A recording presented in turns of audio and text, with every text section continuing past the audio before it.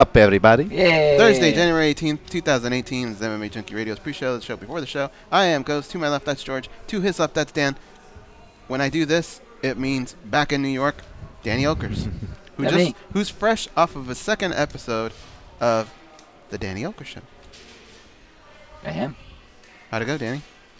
I think it was definitely better than the first episode. So if anybody in Junkie Nation that watched the first episode, number one, I appreciate it, but number two, they get better. Yeah. I'm excited to see Danny in the hosting role I was telling him goes. You would be excited to see episode 2, the first 3 seconds. Okay, then. I will mark that down. Forgot to turn on his mic. Welcome, everybody.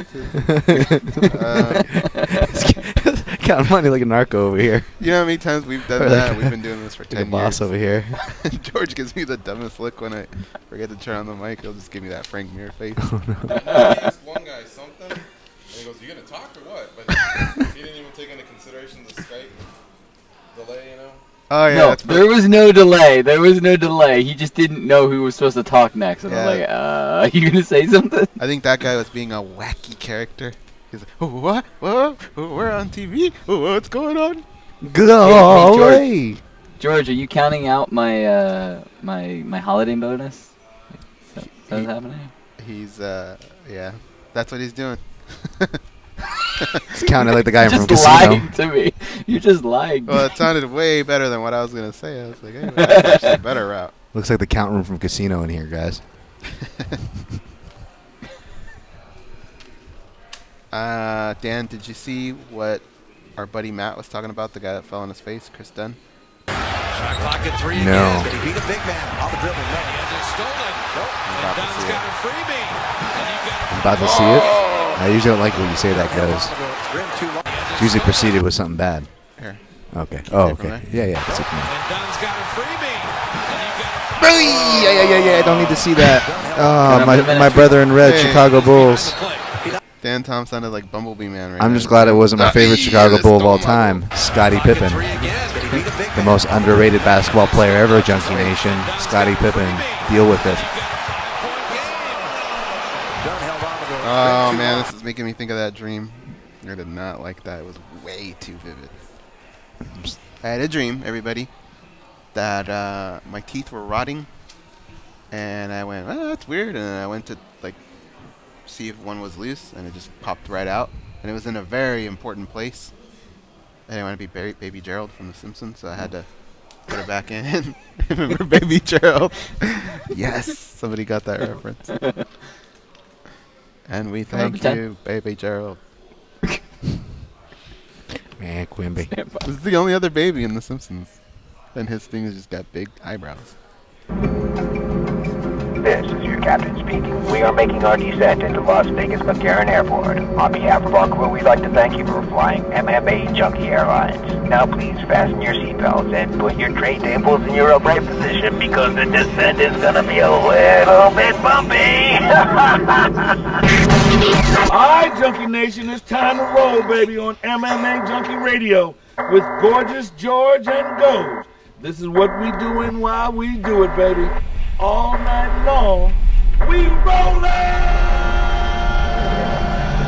Yeah! The MMA Junkie Radio revolution is upon us. Radio Digger! There's no escape. No escape. Through the vast frontier of cyberspace and through a sea of stars in outer space. One small step for man, one giant leap for mankind. We've solidified our combat communications stranglehold. We are controlling transmission. With the use of MMA Junkie Radio and SiriusXM satellite radio technology. MMA Junkie Radio. Commence transmission.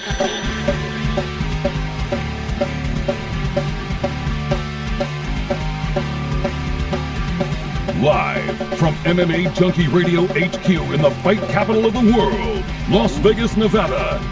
Here are your hosts, Gorgeous George and Goes. From the fight capital of the world inside the beautiful Mandalay Bay Racing Sportsbook, you are listening to the MMA Junkie Radio Show. It's the only show that matters. it may even be, somebody told me this yesterday, the longest running MMA show out there. I just got to check a few facts. Now. Yeah, because the only ones that were before were the Sherdog shows, and a lot of them stopped. But some of them have kind of resurfaced, so it's like, was there a long enough lull, that they got brought back? Kind of like Will and Grace. It was gone for a while, and so other stuff happened, and now that it's back, what do you do? So I don't mean that in any disrespectful way at all. I just thought about it yesterday when I heard it, and I go, it could be. Eddie Goldman has done full contact fighter for a long time. There's beatdown, or I got to check when beatdown and beatdown after the bell commence. Is it how long you've gone, or is it how many episodes you put out? I don't know. No, I think longest running meaning, who's been doing this the longest? Yeah. Because full contact fighter, but I don't know how consistent they've been. MMA Weekly, which definitely had their hiatuses and a circulation of hosts that have come back and done tenures. It's not important. Look, it's not important. It's just something that I guess it just made me think about today. Yeah, it was very cool. Awesome. And so very looking forward to today's show. Sorry, I'm kind of doing a little house cleaning here as we talk, but I can tell you we have 3 guests. It's pretty easy to go through them because they're all on the same card. UFC on Fox 27, which goes down in a few weeks here. Not this weekend, the following weekend, January 27th. Frank Camacho, Andre Fili, they'll be guests of ours on the show. And like I said, they're all fighting on the same card. We also got, here we go. Who was the other guest? Vinc Pichel. Oh, yeah, Vinc Pichel. He'll be dialing in from hell. I know. He hasn't fought in 3 years. Then he fought last June. And I was hoping that we were going to do this catch-up because he looks so good. Oh, yeah. Where the first thing I'm going to ask him is, hey, man, we had the 3-year time off. You came back. We had a great interview with him, and it surprised me that was last June. So he's actually the first of the guests on the show. And he's 10-1. So literally, I mean, he could be a factor. You know what I mean? Because of his style, his record. He just needs to just add a few more to say, look, that's a win streak that you got to pay attention to. I'm going to ask him about that because that's the part that I don't really understand because his last fight, okay, awesome, right? And it is a 3-fight win streak, but you got to go back to 2014 for the other 2. Right. So, I mean, there's literally a new matchmaker since then. True.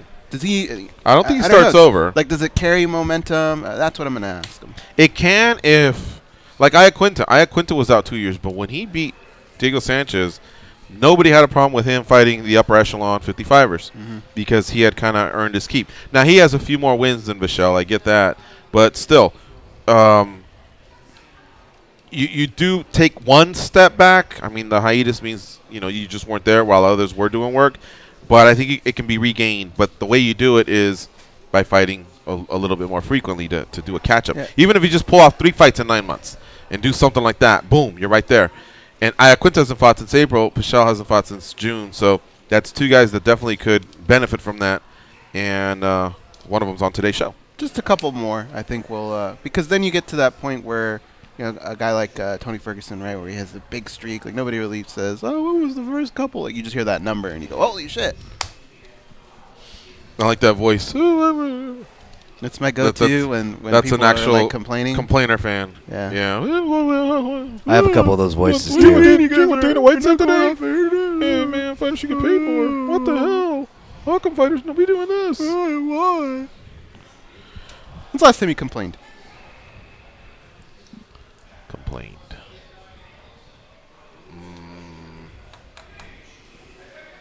I mean, that's talking to Dan.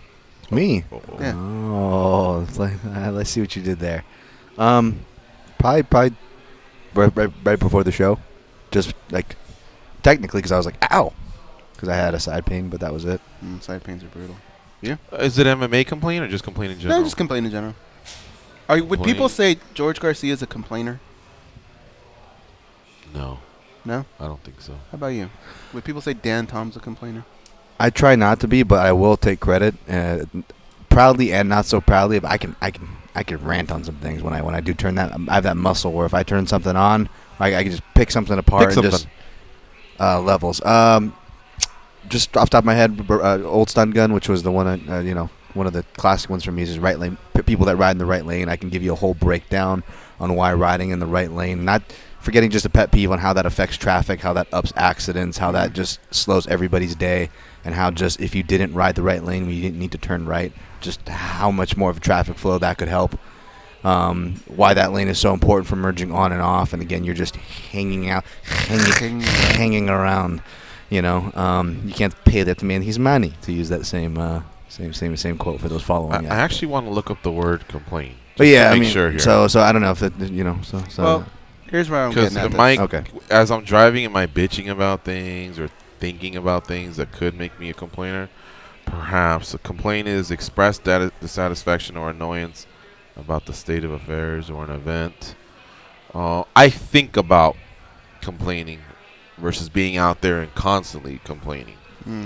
So I guess, I listen to talk radio and watch a little bit of television and react to news and react to other people's reactions. So I guess part of me maybe sits with that. See this watch? Yeah. It's an Apple Watch. It has a little function where I had a little bit of an argument with my girlfriend. And when it was done, I'm sitting back and I'm just hanging out.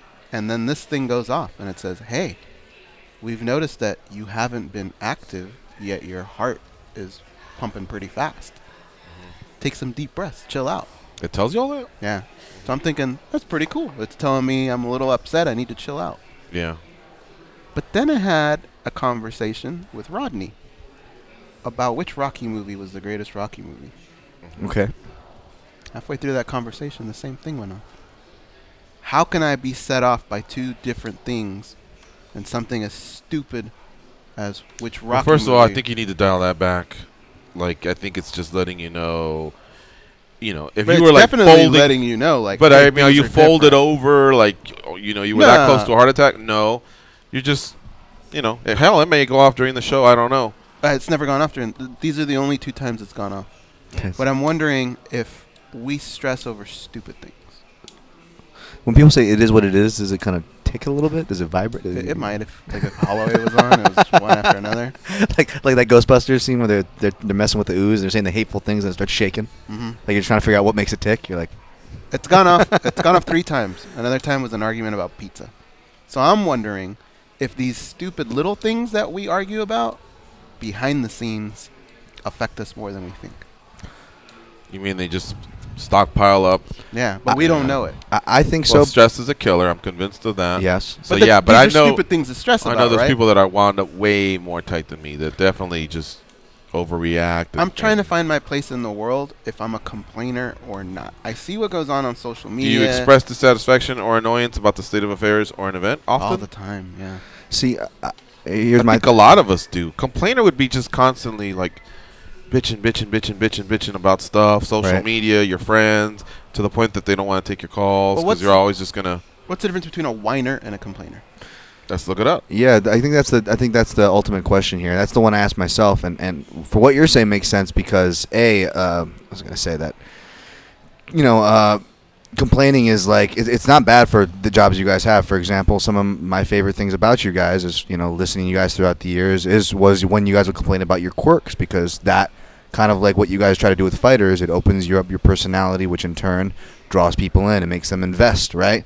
So that's not a bad thing. Adam Carolla, another great, one of the great podcasts, Podfather, if you ask some people, right? He's got a really strong complaining muscle. He turns that into a positive. So there is something to be said about that. But on the other end, like what you guys are saying, you don't want to be a bitcher. And as far as taking percentages away, I like that goes because with my whole concussion thing, a lot of times when I explain to people the metaphor is that, like, wait a minute, so you only have headaches sometimes, so your vision's only blurry sometimes, so you only get nauseous sometimes. I'm like, yeah, imagine it like a video game, and every day, let's just give everybody an arbitrary 100, they have 100 health span. Well, since, the concussion, I feel like I'm operating at about 75, roughly 75 before I start, my energy, my E-light starts clicking off. So throughout the years, whether it's diet, rest, managing stress, because like George said, stress is a killer. I try to find ways to mitigate that. And one of the things I always come to is, like what Ghost said is asking, am I complaining too much? And when I think about it, even if it's most of the time, it is just little stuff that I'm complaining about. But even that little stuff goes, to answer your question, I feel like it does, for what it's worth. It's not a make or break, but it takes off a percentage point. Mm-hmm. And when someone like me who really needs all their percentage points for daily duties or whatever, and I want to hold on to those tight, I'm like, you know what? It's probably best that I don't waste time complaining on this. Well, the guy that I'm going to point to, okay, Daniel Cormier, all right, I think has been really good at taking things and just shoving them aside, right? And where I'm going with this is talking John about the pro Jones, wrestling thing? No, maybe that, but John Jones and the polygraph test.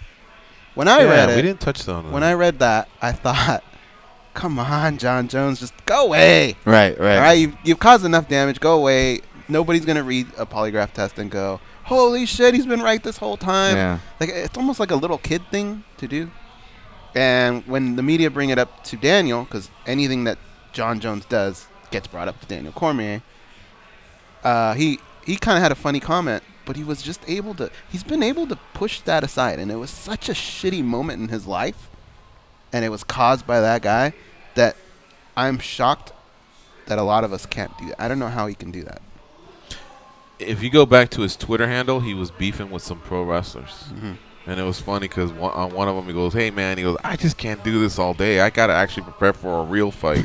That one cracked me up. So he has some good zingers. I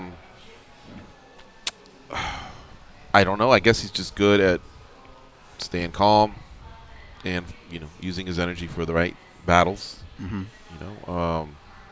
Plus, he's had huge disappointments. So someone attacking him over crying or whatever, it probably really isn't. Yeah, that's another thing, the crying meme, right? He had what happened at the Olympics was a disappointment. Coming up short against John Jones a couple times was a disappointment. He should talk to Uriah Hall. Family stuff, yeah. So he, I think he's felt like some of the worst possible things one can feel, personally and athletically, professionally. Well, the Olympics, he wasn't a professional yet, but you know what I mean. So he's able to just manage that a lot better. I think I was better at it before. I try and be pretty good at that before, just staying calm when there's problems, because I feel like others can feed off it. So if I panic, then others will panic. And if I see others panic, then I try and be calm so that they panic less. Yeah, no, that makes sense, Yeah. What I haven't seen yet are the 3 embeddeds. Can you guys catch me up? I saw the first one. I haven't seen the second. And this is a bad habit I'm getting because during Christmas, I think I missed those embeddeds, and I was too lazy to go back. I only caught like 1, and I was too lazy to go back until like a week or 2 later, and then I did it just to see what was happening. I feel like it's really, really good footage. And on this one, here I am again falling behind, and I shouldn't be doing that. But I had a late arrival from California. And, on Monday I came back with my mom really late. So Tuesday was just playing catch up and doing stuff. And then I got other stuff going on, preparing for this tax season. So I've just been, don't even mention tax season. I'm all over the place, you know what I mean? And that's, I caught up on a few things. Like I managed to catch Tyron Woodley on Joe Rogan. I caught about half of that, maybe a little bit more. Yeah. I still got to finish it. I have a few windows open, of things that I have caught. But Embedded is one I keep waiting on, and I want to get into it. So I was hoping you haven't seen it? No. And you've only seen 1 episode? I said the first episode. Okay. It focuses around Stipe living on the ice planet of Hoth, if you guys know what that is. He's playing with a snow blower. I don't know. It's a machine that shoots the snow out, I guess, to clear a driveway or something. Mm-hmm. It's kind of yeah. There you go. Yeah. Ngannou's doing his media, going through all that stuff. I did see DC and Ngannou sitting together doing some media. 2 ladies were interviewing them. It looked like a morning show. But if you had to pick one thing that stood out for me, is all 4 of these guys in the main and co-main looked extremely chill. Good. Very, very good. Not bothered. I don't know. They just all seemed in good spirits. Mm-hmm. Well, I can't wait. There's Bellator 192 and there's UFC 220. So having 2 TVs will be very convenient. there's also NFL football the following day, and then college basketball. Really getting into that as well. So as a sports fan, I cannot complain. Yeah, I don't know how y'all keep up, to be honest. It's not easy, that's for sure. Today, I reached 122 degrees with my knee. That's oh, wow. Wasn't 120 where you were supposed to be like a couple weeks ago? That you were mad the that you didn't reach? The doctor wanted to go back in because I hadn't reached 120. That was about 3 weeks ago. 122. And what's I the got max? to 122. I asked that question today, and I said, look, how about my left leg? I pushed it back as far, and the guy he goes, if you can get to about 145, 150, he goes, that it depends, what people can do. He goes, but that's definitely good enough. He goes, it looks like you're about 145, 150. I wanted him to get the thing out, the protractor, whatever it's called. So I'm at 122, but the goal is for me to do it on my own. See, she has to actually push the foot in, and I have to keep my butt down because it makes you kind of like lift, and I have to lower it, and she's just bringing it together. I can get to about 110 just on my own. Like if she goes, all right, put your leg to where you need to do it, and she'll do it, and then from there she'll give it a couple shoves, and that's where I'm wincing and practically crying. I mean, he's in an open room with that. I don't think it'd be so bad if you weren't in that open room where everyone's there, and not everybody's going through the hell George is going through. There's just people like working on their hand. They're just kind of sitting there squeezing. I would want to be like in a private room where I could just scream. You know what the rest of the room looks like? You guys like to use The Simpsons, right? So I'm gonna try and go old school on you. Wasn't there an episode of season 1, season 2, where Bart had either tricked everybody or they were trying to pass him off as a smart student? And so he went in, they did a little tour, and he had his little suit on. They part the hair in the middle. And like somebody was reading, and they're like, hey, how come that guy's not studying or something like that? And he said, no, reading and relaxing and taking naps is part of the program. Do you guys remember that? Yeah. That's what the rest of therapy looks like. Something. The rest of therapy is just people like, I hurt my wrist, so I'm just moving it in rice. Or somebody else is over there just kind of getting their hip twisted like Marty Crane on Frasier. I'm the only one doing like fucking painful and physical things. To me, it looks like Guantanamo Bay. I have secrets, and they got to get them out of me. I got launch codes. I got, military strategies or whatever, and I'm the guy to get it out of. And that's just what it looks like. So as I'm laying there on my back, or when she has me in the sharpshooter, the couple times that I have opened my eyes and just kind of look around, and you just see somebody kind of like, it's almost like they're getting a hand massage, manicure, or whatever, or somebody else is just not working on their balance. That's what I feel like. The rest are just a bunch of geeks and brainiacs, and they're just, they're working with scientists or whatever, and I'm the only one actually feeling pain. Not one time there was someone having worse than you. I haven't heard anyone say "ow" in there. See, I've been in one of these like physical therapy rooms that George is talking about. Thankfully, for not anything as serious. And two things, you would probably hate me because I was lucky, I guess, because I felt like there'd be other people that were in a lot of pain, whether it was something that looked very basic, but you could tell they were coming back from a rough injury, right? And B, and something like that. And B, I was also kind of in competition at this point, so I was kind of in shape and whatnot. So like they'd be like, okay, do this for your mobility. And I would treat everything like a game, and I'd be like, oh, that was fun. Can I do it? And I'd almost feel like I was like getting a sweat. I'd be like, because to me, I was like trying to get it. That was the only workout I was getting, and I was so dire to get back on the mats. I was almost having fun, like treating it like a workout. So I'd be that Yahoo who'd be like, all right, while you're suffering, you would be like this fucking guy having a workout. And he's the outline, though, right? That's his nickname. We gotta give that. Yeah.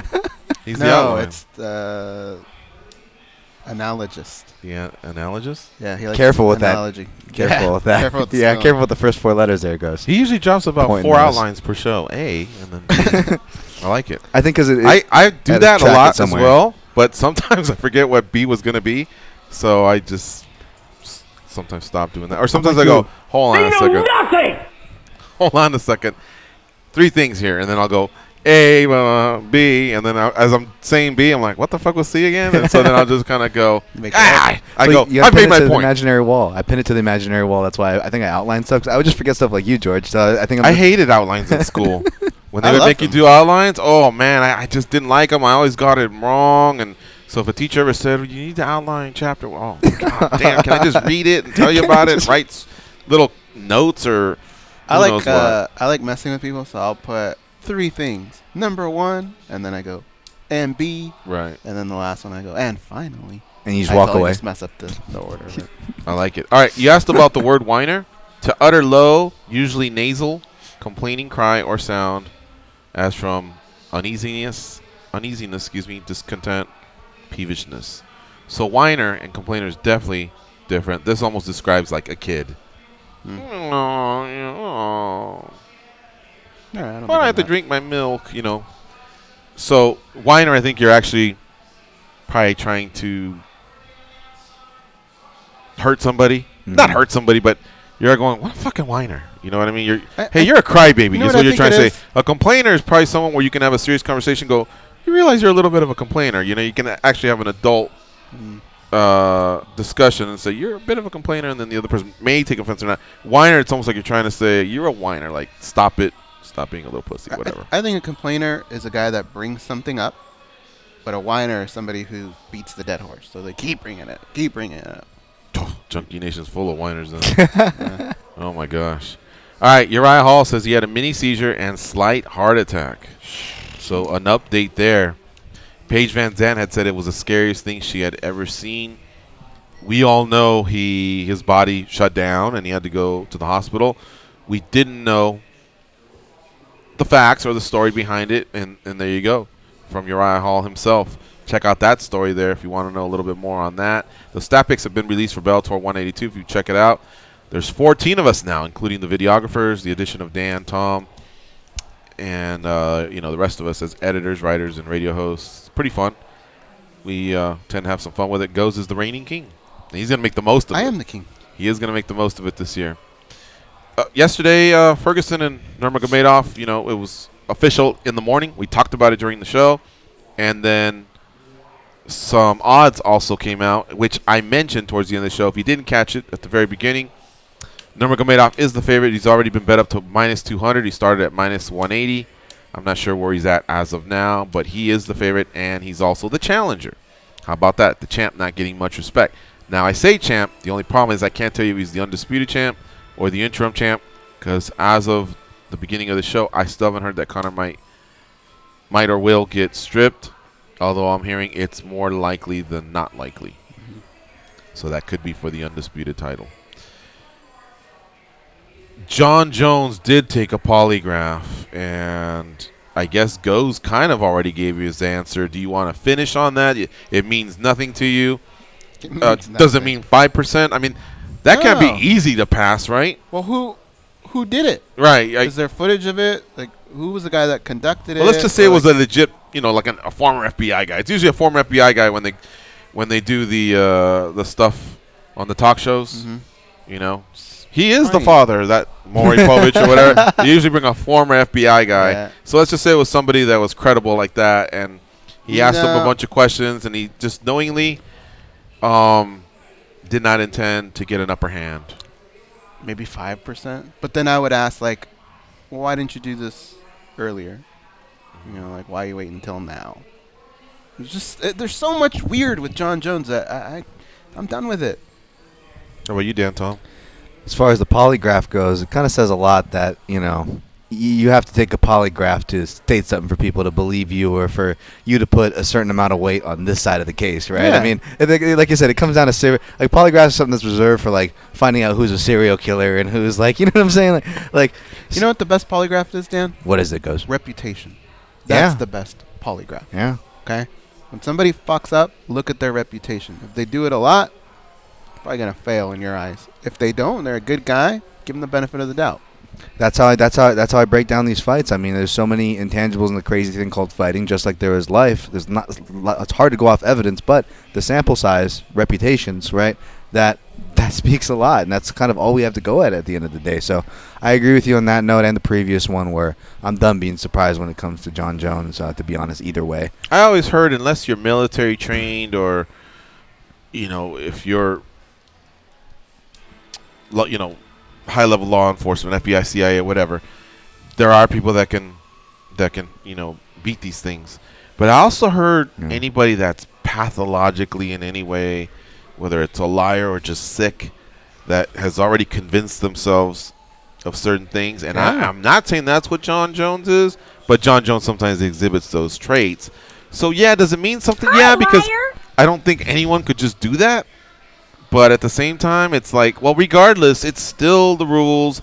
And because there's any shred of doubt, I think we're all just moving on, Now, the reason why he probably didn't do it earlier is I still feel that these guys are so high and mighty and powerful in their heads that they always feel like either some money or their managers or their elite status will make things go away. You ever just even just watch a movie, even though movies are movies, they're a little bit of representative of what life really is like, where like some movie star just gets a parking ticket and just throws it away and just feels like it's gonna go away because they threw it away.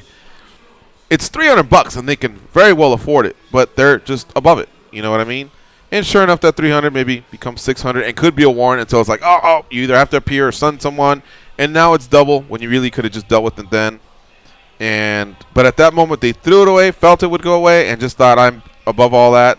And they usually accumulate, a bunch of those. And I think that's what happens with a lot of these powerful people like Rhonda and John and Connor and whoever else, where it's just like, no, it's my way, and tell them no, and tell them I said so, and blah, blah, blah. What they don't know is that they're also dealing with the promotion that, again, can get by without you.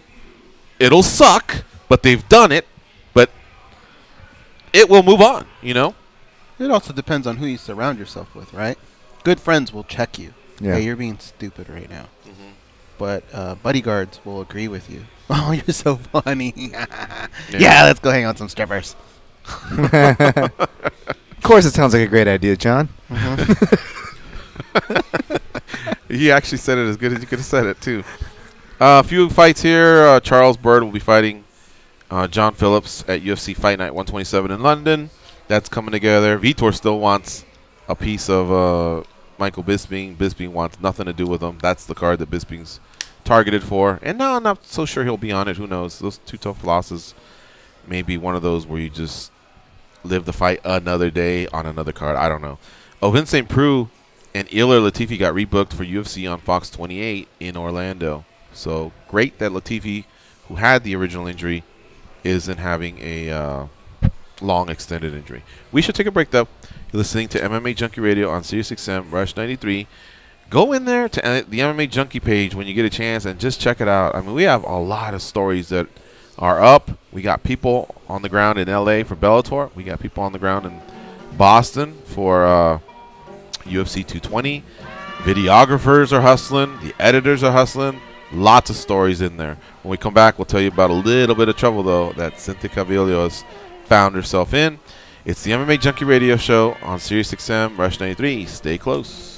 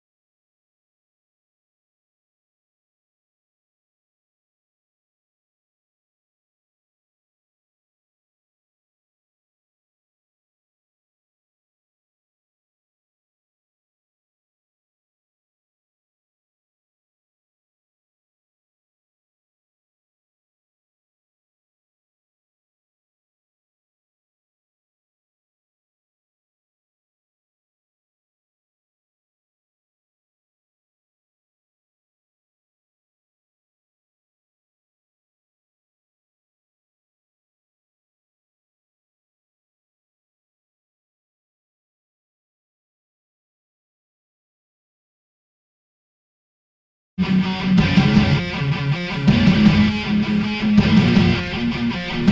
are the stretch marks on the underbelly of the MMA community. But hey, stretch marks are the new tats. They are Gorgeous George and Goes.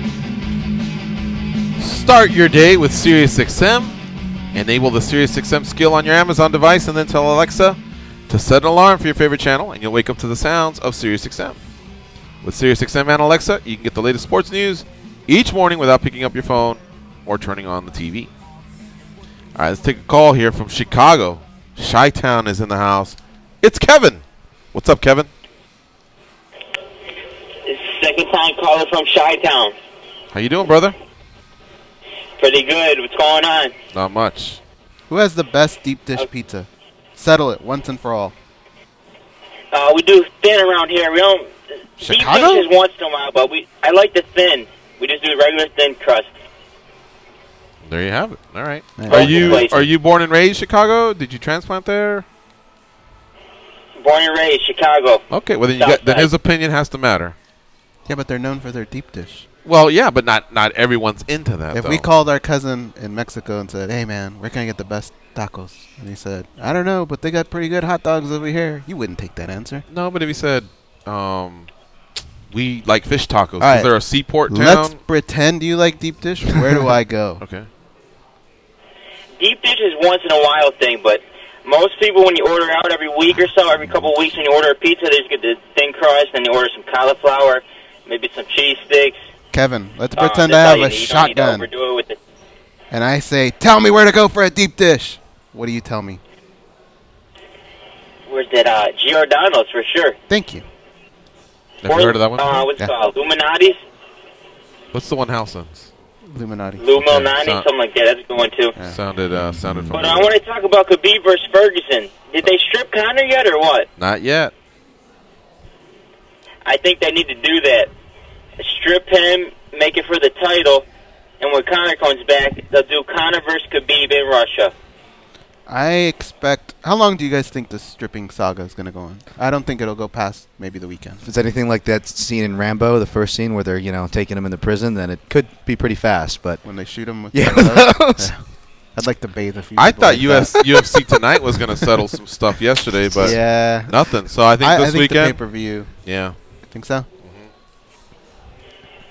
So you think they'll strip Conor before the Khabib and Tony fight? I think they will. I think so. Definitely before the fight. But yeah. I think in the next, no more than a week, I think we'll know. Yeah. And how you think the fight's going to go down versus Khabib versus Tony? Early on, I have Khabib. George, I believe you have Khabib. And Dan, you said you're leaning towards Tony, right? Yes, sir. Yeah. How about you, Kevin? I just think Tony, he's going to have to submit him off his back. He's going to have to get real creative scramble off his back and hopefully catch him. But that's actually very possible, too. Tony is really, really that good. And usually when we get calls and people are talking about someone doing something off their back, it's right around the time we start closing the call down, the hang-up. But yeah, with Tony Ferguson, that's one guy that's actually pretty dangerous. And even though most athletes, I think, have overcome, the arm bar, the triangle, you just see them recognizing it a lot earlier. You just never know, my man. And Tony's pretty slick. So I still stand by Khabib. I don't know. If Tony is able to stop some takedowns and just maybe touch his face, a little bit, who knows, man? That's where I think the tide could change, and that's why I'd start feeling like, why didn't I bet on Tony? But if Khabib's able to just get some early successes with the takedown and ground and pound, he just seems like one of those guys that steals your soul right in the middle of the fight. I think what's devastating is if Tony can touch him up a little bit here and there, but then gets taken down for about a minute and just gets the hell beat out of him, and you lose out on what you did for the first 4 minutes. I've seen Khabib do that. It's awful. Yeah. All right, we got to take another break. Sorry, real close together. We went far before you had the first break. This will be a quick one, and when we come back, we'll talk to Vinc Pichel, who will be fighting at UFC on Fox 27th, and it's actually taking place on January 27th. His opponent, you ask, it's Joaquim Silva. One other thing. As we were going out, I teased Cynthia Calvillo. I apologize. She has allegedly, she's been flagged for an alleged anti-doping violation, but in this case, it's marijuana. And if some of you are wondering what's going to happen, from what I've read from others, it can be as simple as 3 months. So I don't think it'll be one of those like a 2-year ban or anything like that. All right, folks. You're listening to MMA Junkie Radio on Sirius XM, Rush 93. We'll be right back.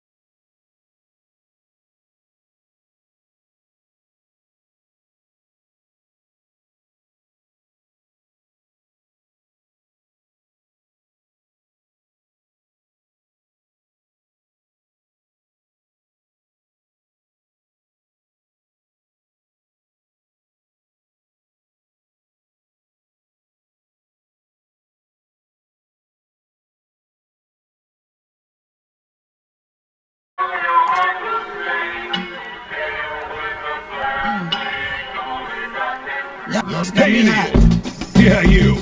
Can you please tap that rather large fellow on the shoulder and tell him it's time for more MMA Junkie Radio with Gorgeous George and Goes? Thank you. Sirius XM is giving our subscribers the chance to win an opportunity to go to Minneapolis, Minnesota for Super Bowl 52. One grand prize winner will win a trip for two, including airfare, 3 nights hotel stay, and 2 tickets to Super Bowl 52 on February 4th. If you're a football fan, this is the ultimate prize. No additional purchase is necessary, and for official rules and to enter, go to SiriusXM.com/Super Bowl before January 24th. The NFL entities as defined in the official rules have not offered or sponsored the sweepstakes in any way. Our first of 3 guests is on the hotline. His name is Vinc Pichel. He'll be fighting Joaquim Silva on January 27 at UFC on Fox 27, and that card is headlined by Jacare versus Brunson 2. He's 10-1 overall, 8 KOs, 2 decisions, and he's coming off a win over Damian Brown in June of 2017. So about 6 months ago, 7 months ago. Prior to that, he had not fought since 2014, but still carries a 3-fight win streak overall. He joins us now on the hotline. What's up, Vince? How you doing? What's up, Gorgeous? How you doing, bud? Great, man. Great to have you on the show, and excited about your fight that's coming up here, because you really put on quite a show versus Damian Brown after that, after the 3 years that you were away. And so, you grabbed your place back within your division, and I just think that you can really build on that. Oh, yeah, thanks, man. It was a long time coming. I was down for a little bit getting kicked, and Could you have fought any sooner than January? Is it tough to get a fight nowadays, or was this by your choice that you needed another 7 months off? It was actually a little tough to get a fight. Wow. I've been trying to fight. I was trying to fight a couple weeks after my last one, so I don't know what was going on, but I was blowing up my manager Jason's house, telling him, like, give me a fight, give me a fight. I fought in June. I wanted to fight July. I was trying to fight August. I was trying to fight, I think, December. I was trying to get fights, like, wherever, whenever I could. I almost took a fight at a bigger weight class because I was like, fuck it, I just want to fight. Damn. Yeah, man. Yeah, not by choice. I've been trying to go on a cowboy run here now that I'm back and healthy. Yeah, exactly. That's what we wanted to see. That was one hell of a comeback after 3 years. Everybody was, talking about you. And then, you know how it is. The next few cards come up and it gets swept under the rug, and then you start to wonder if is he injured? Is there a setback or what? But sounds like you're willing and ready to go, and hopefully things go well this fight. You can have like maybe 4 fights in 2018. 10-1 is a great record. 8 KOs is a great. That's a finisher. You know what I mean? You speak very well during your interviews, during your post-fight interviews. I would just think that this is exactly what the UFC wants, this type of fighter. Yeah, I would think so. I'm just doing my thing, I just love fighting. So, for me to get to fight again and being healthy and not have any issues is honestly a huge, relief off my shoulder now, because I've been going through kind of a lot the last few years I was out.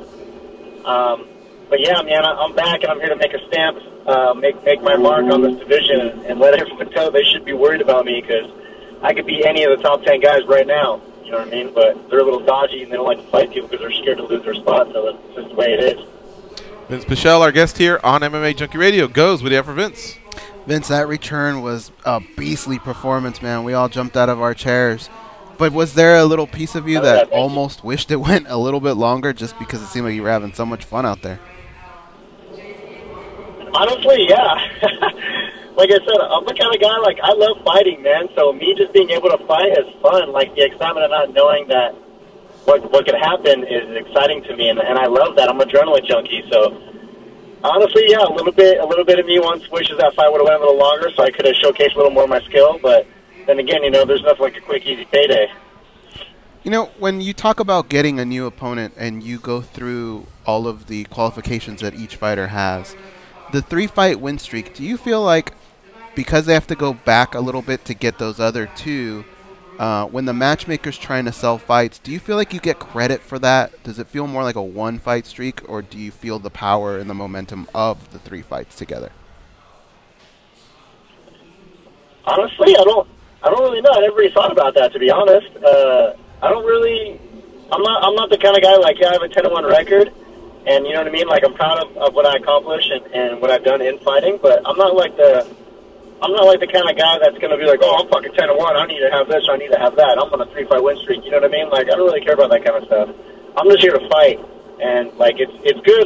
I'm proud of what I've done and accomplished and stuff, but I just want to fight, honestly. I don't really care what people would think if, oh, he's been out for a while, so he's not going to have the momentum or whatever. That kind of stuff to me is almost like a mental thing. It's almost like ring rust. People are asking me about ring rust my last fight, how it's going to affect me and yada yada.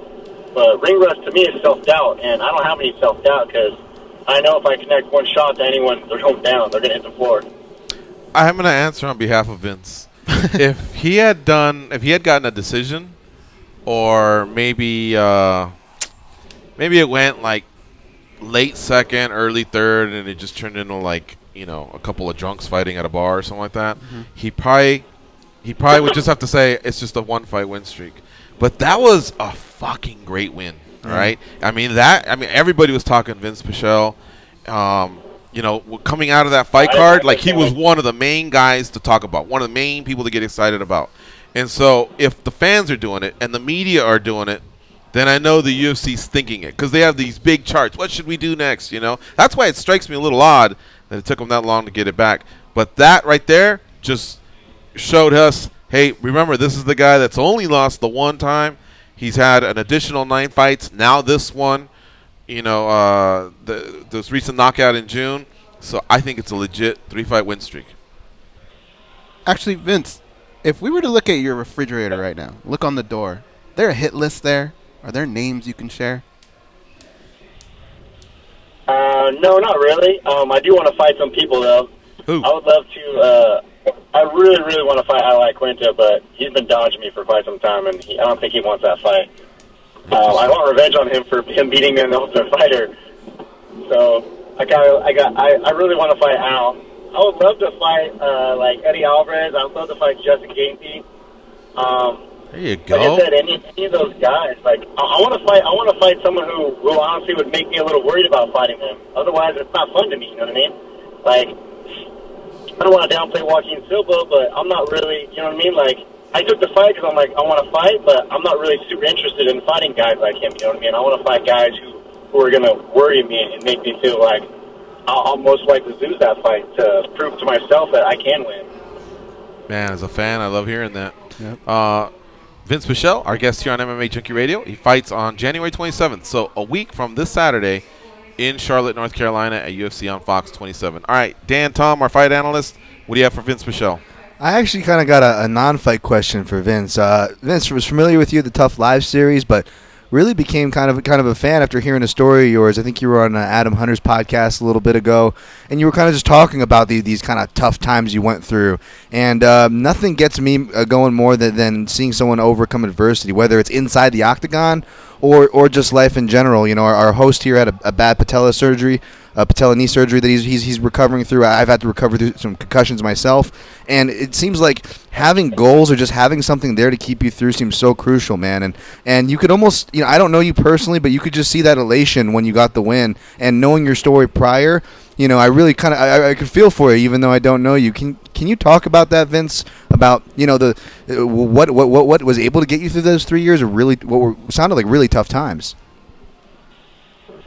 Yeah, and geez, it was really tough. And honestly, I don't really know sometimes. I'm not gonna lie, I was super depressed for a while. There was times that I wanted to just quit and give up on myself, but I don't know what is in me that made me not quit. But I know one thing that I firmly believe in and live by is things always happen for a reason, and things will always work themselves out the way they're supposed to be.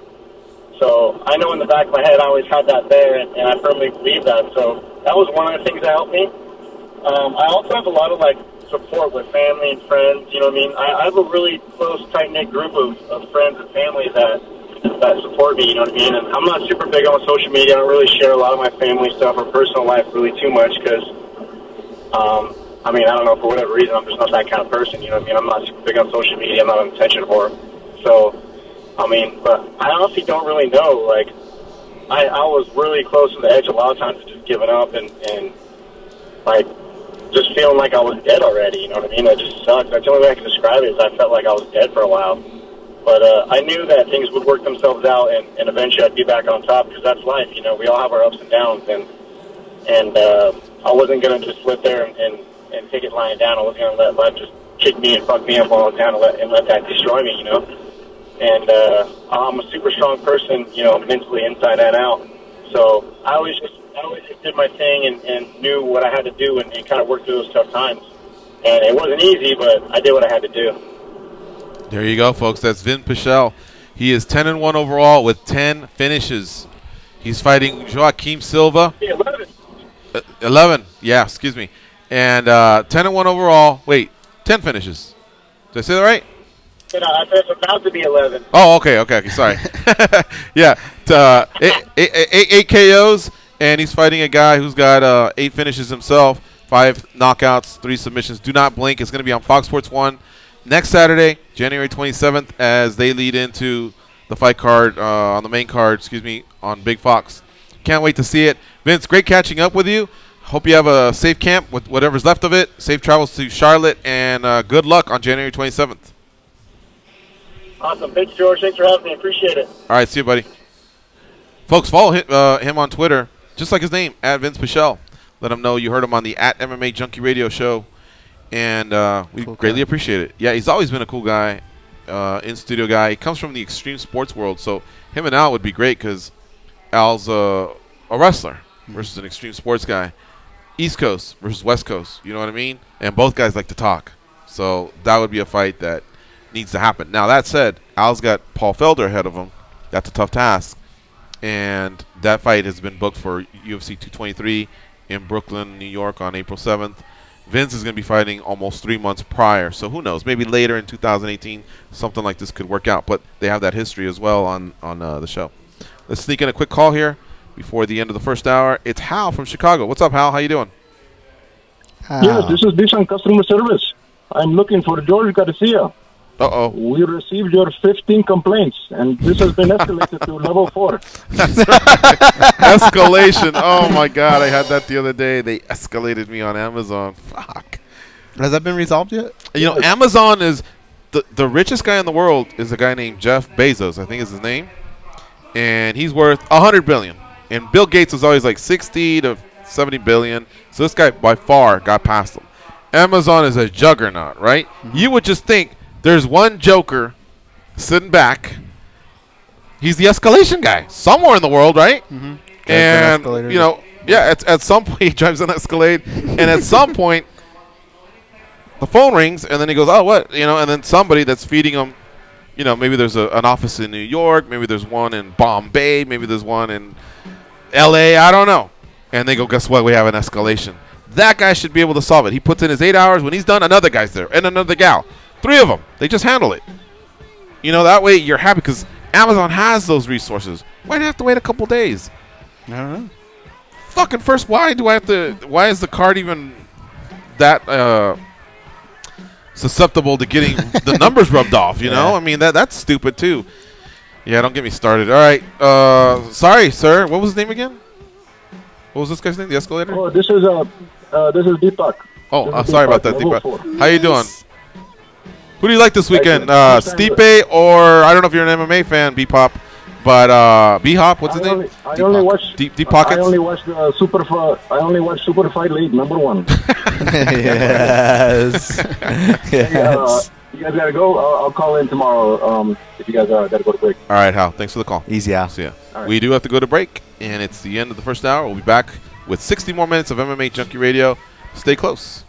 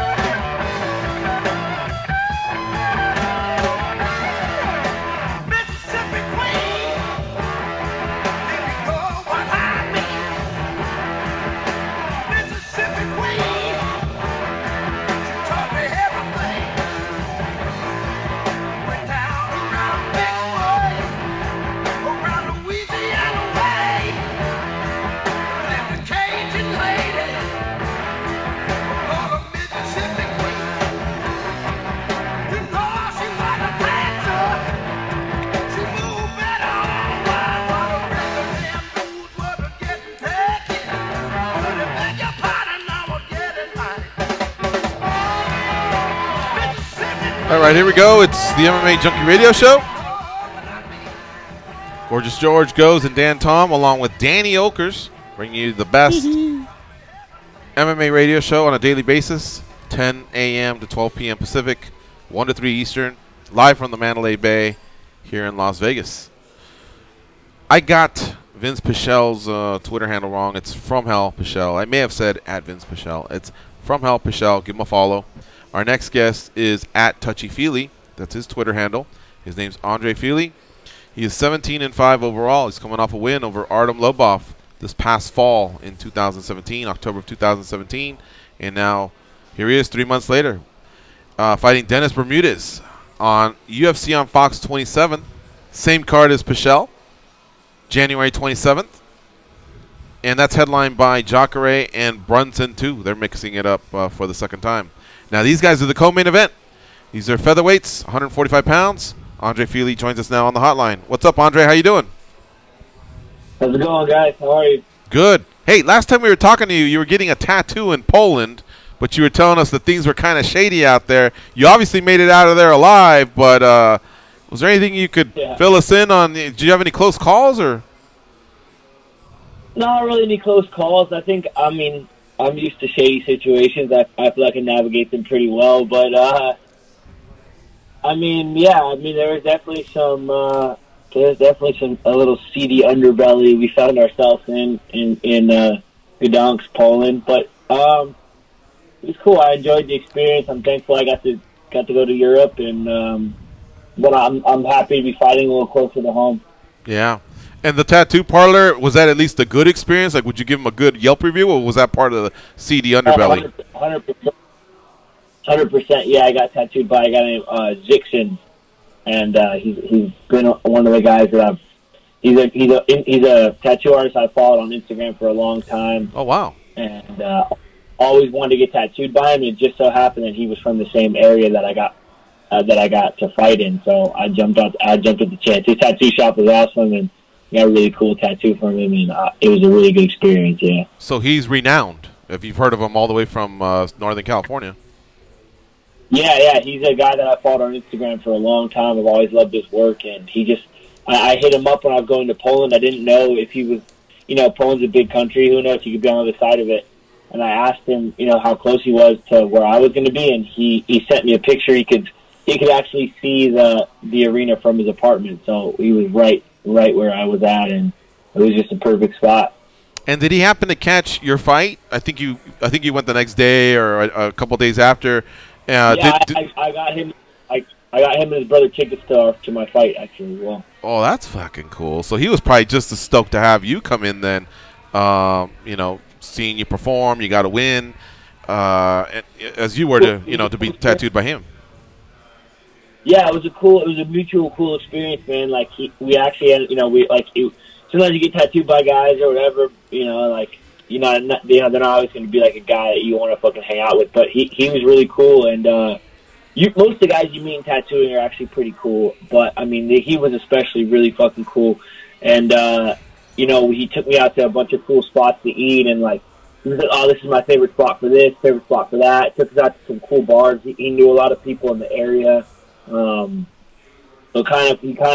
he was sort of our tour guide after, because I stayed 3 or 4 days after the fight. So he sort of showed us around, me and my friends around, and took us this really cool spot.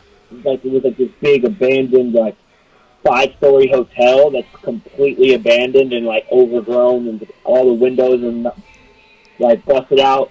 And it's a big 5-story tagging building. It's just graffiti, wall to wall, ceiling, roof, everything. It's a big 5-story cement blank canvas, but it's just covered in graffiti. And when you can climb all the way to the top and stand on the roof, and it just overlooks the ocean. It was a really cool experience, man. Really, really stoked. That's the kind of stuff that comes with fighting out of the country. That's a really cool experience, Did you get some tagging in there? Did you leave your mark? I didn't actually, man. Nah, it was some pretty high quality shit. I don't want to. I'm not sure if I'm qualified to blast over any of it. It was pretty cool. I just kind of hung out just as a spectator, and it was pretty fucking cool, man. But if you had to, what would be your go-to? Like, what's something that you could drop what would well? you leave? I don't know. Just probably I would probably just drop a O and U on there, just a little O and U bomb on there. Like that's the little crew I grew up with, you know, and that's like the clothing brand that I've started and stuff. O and U, it's Outcasts and Underdogs. That's like the my crew of friends. We all have it tattooed on us and stuff. So I'd probably drop a little O and U or even just an and sign on there. But I hung back from any illegal activities, you know. Stay out of Poland jail. I think I would have left El Bardo or something like that. El Bardo? That's a good one. Yeah. El Bardo, I would be boring and just put something like keep out or something stupid. Andre Fili, our guest here on MMA Junkie Radio. We've had to talk fighting. We're talking about tattoos and tagging, but he will be fighting Dennis Bermudez on January 27th at UFC on Fox 27. Hey, man, this is like, I mean, no disrespect to anyone else, but it looks like things are really kicking up here. You know, Bermudez has definitely fought some contenders. He had an 8-fight win streak at one point. So you got to be pretty excited about this matchup, especially when they informed you of the opponent. That's kind of what you wanted, was big names, big fights. Dude, I'm excited as hell, man. I only want to fight top-rated guys. I only want to fight ranked guys. I want to fight dudes with a name. I want to fight guys that I've watched on TV before I was even fighting. You know, like, well, otherwise, what's the point? If you're not fighting the best guys in the world, what the fuck is the point? I just want to fight the best guys in the world, and I'm going to beat them. You know, I want to fight the best guys in the world. I want to show everybody that I'm the best guy in the world. So this is a perfect opportunity. You know, there's no bad blood. I've never even met Bermudez. I don't think. You know, he seems like an all right guy. There's nothing personal. It's just he's a good fighter. He has a good name, and that's what I'm coming for. You know, so I'm excited for this opportunity. There is one personal side to it. He knows you have a win bonus, and he's trying to take it from you. So maybe that's enough right there to make it personal, right? You're doing the same to him. Right. Yeah, and you know what's funny is 100%. Anybody that's yeah. I mean, listening, we're in there to beat each other up. For sure, man. Sorry about that. I keep interrupting you. My bad. I was gonna say anybody that's listening to the interviews, like, well, he has fought some names, Max Holloway, Yair Rodriguez, but a few of those. I mean, that's like one of them's 4 years old, the other one's 3 years old. What would you say to those fans? Like, how much better are you in 2018 than you were in 2014? I mean, you've grown a lot.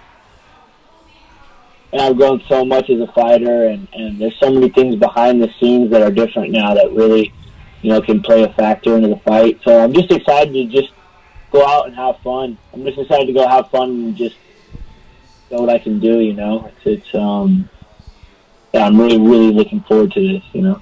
I know a lot of the fighters at Team Alpha Male they go with different coaches.